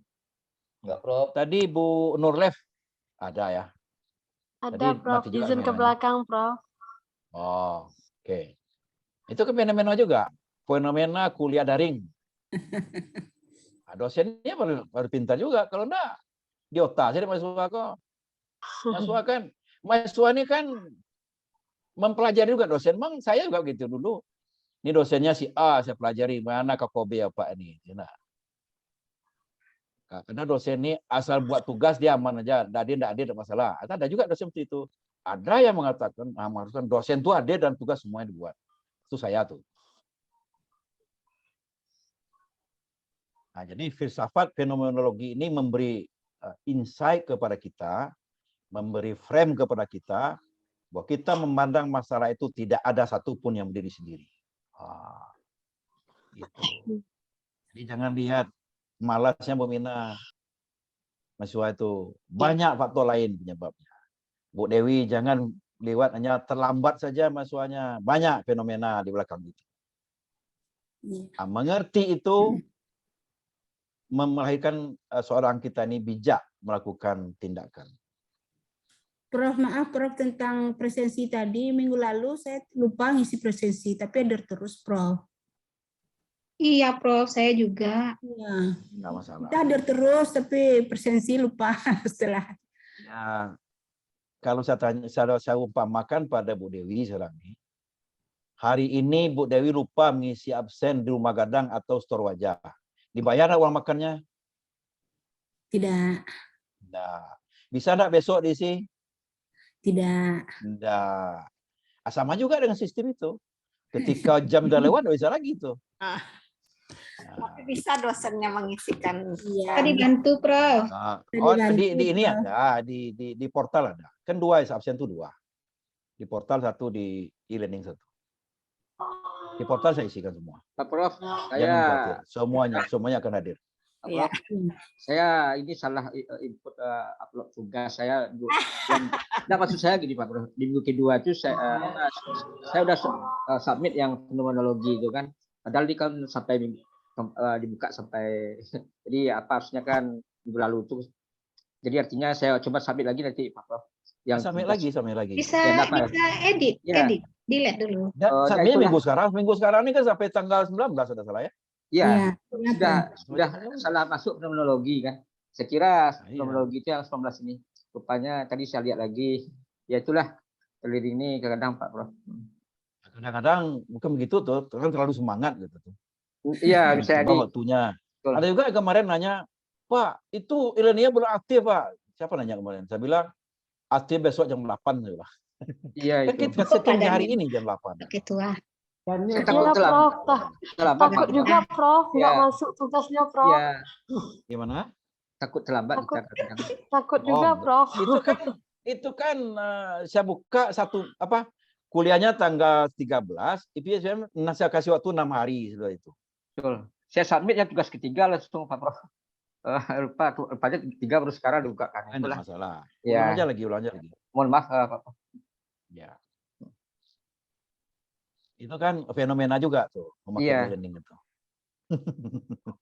Jasa menyuruh Bapak Ibu, kadang fenomena hidup dengan elektronik ini kita kan kalau kita terbiasa umpamanya mengulur ya, mesin tuh nggak bisa hari gitu itu kan, dia rekam aja. Saya hari Senin itu penuh ngajar, hari Senin penuh, mulai jam 7 sampai siang saya mengajar.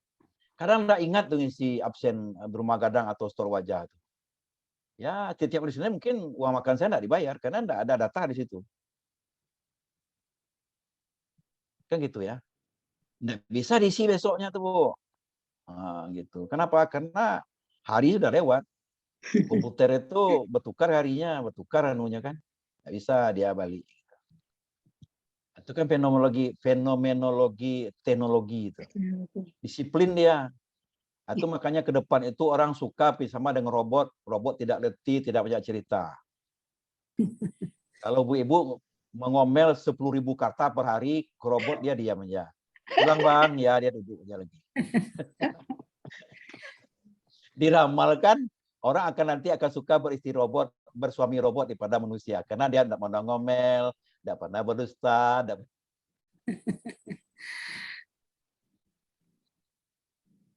Tapi kalau tidak mau ngomel 10.000 kata berarti tidak Bu Ibu bukan namanya, tidak Bu Mirna ya. Itu tidak saya katakan itu ada di Minang Diaspora Network WA group itu.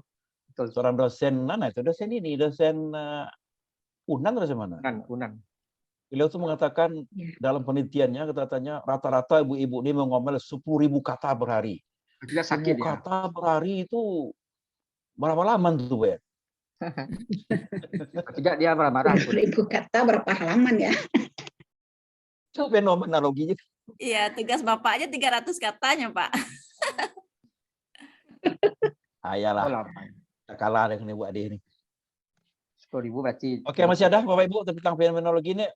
Kita baca lagi ya, kita baca lagi Iya. tentang fenomenologi ini. Iya. Kalau Ini- dapat bahannya bagus, share Bu. Dapat Ya. artikel bagus, share ya. Nah, kita Ini sama-sama baca. sedikit, Prof. Bahan Dan ya, coba deh. Nah, dari fenomena yang ada tuh, Prof, misalnya kita lihat latar belakang tadi ya, Bu Mirna mengatakan bahwasanya siswanya kurang motivasi, terus Prof mengatakan bahwasanya ternyata dia siswanya tadi ngantar ponakannya dulu. Terus, nah itu kan terjadinya permasalahan dalam proses pembelajaran dia, Prof. Terus kalau penilaian kita yang paham dengan filsafat ini bagaimana, Prof? Jadi setelah kita belajar ya, jadi kena nilai kita gitu. Jadi untuk proses penilaiannya gimana, Prof? Kalau menurut fenomenologi, penilaian itu kan holistik. Holistik. Contohnya, tugas nilai, kehadiran dinilai, UTS dinilai, proyek dinilai, UAS dinilai, semuanya dinilai kan, Bu? Nah, mungkin dia di kehadiran kurang nilainya, di lain bisa tinggi. Dan itu sekarang diterapkan di mana-mana kan tuh? Kan di form penilaian UMP Ya. sekarang di e-learning itu ada Ada 6. keaktifan ada, Ya, kehadiran. presentasi ada, tugas ada, UTS ada. Cuma bobotnya terserah dosen kan gitu. Iya. Bobotnya dosen yang ngisi loh, Bu. Iya. Tidak sama kita nih ngisi. Mungkin Bu Mina atau Bu Dewi presentasi lebih besar, ada mengatakan ujian lebih besar, ada yang mengatakan kehadiran lebih besar, tapi totally 100%. Bobotnya terserah pada dosen. Mana dosen itu. Tapi yang penting harus ada semuanya dinilai kegiatan ini. Jadi tidak, itu kan membantah juga ada gium positivistik mengatakan bahwa nilai itu ditentukan oleh ujian akhir. In case mereka sakit ujian akhir mereka tidak lulus. Padahal sebelumnya bagus gitu. Sudah Kan itu yang berproses ya, dibantah Prof ya. oleh Sebelumnya dia sudah berproses. dibantah. Nah, itu yang dilakukan oleh UN, apa namanya? UN, Bu. UN apa namanya? Ujian nasional ini. Masa ya proses 3 tahun dihakimi seminggu, 3 hari. Itu sangat tidak logis, Bu. Anak tuh stres semuanya, sakit dia 3 hari itu, tidak lulus dia. Apa artinya proses? Apakah semuanya tidak ada arti proses 3 tahun mereka lalu itu? Nah, makanya tuh dihapus lagi. Yang paling besar akibatnya lo tahu Ibu enggak? Yang dihargai itu hanya guru matematik, guru bahasa Inggris, guru bahasa Indonesia, guru IPA. Guru yang lain tidak dihargai sama sekali bukan oleh gurunya saja, oleh muridnya, Ya, oleh kepala karena sekolah tidak di UN kan. Ya, karena tidak di UN kan. Akhirnya dia diakomodasi lagi, ada ujian sekolah, masih belum penting. Kenapa? Yang menentukan UN. Kalau UN lulus, kalau ada guru mata pelajaran yang tidak luluskan, itu dia akan diancam oleh kepala sekolahnya. Lulus. Akhirnya akomodasi lagi, yang menentukan lulus sekolah. Akhirnya itu tuh.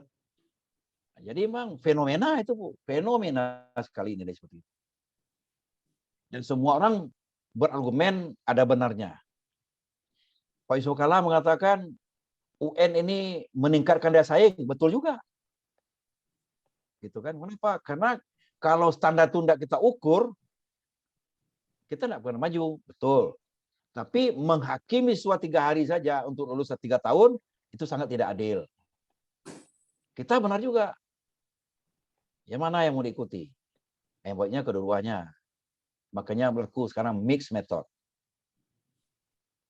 Gitu. Gitu Bu Ade kalau penilaian tuh. Oke, Prof. Makasih, Prof.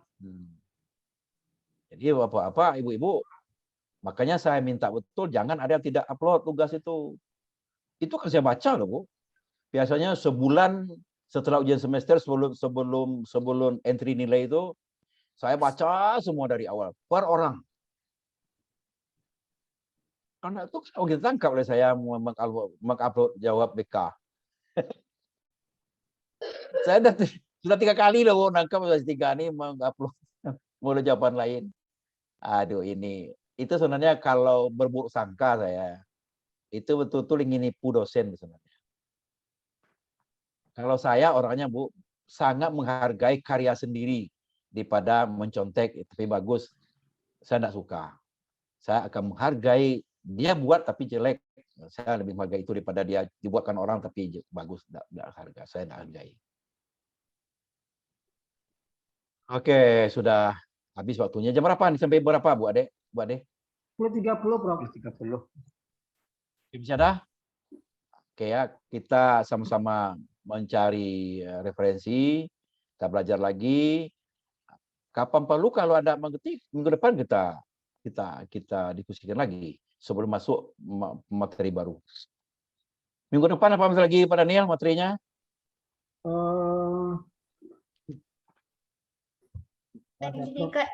Pemikiran idealisme dan realisme, Pak.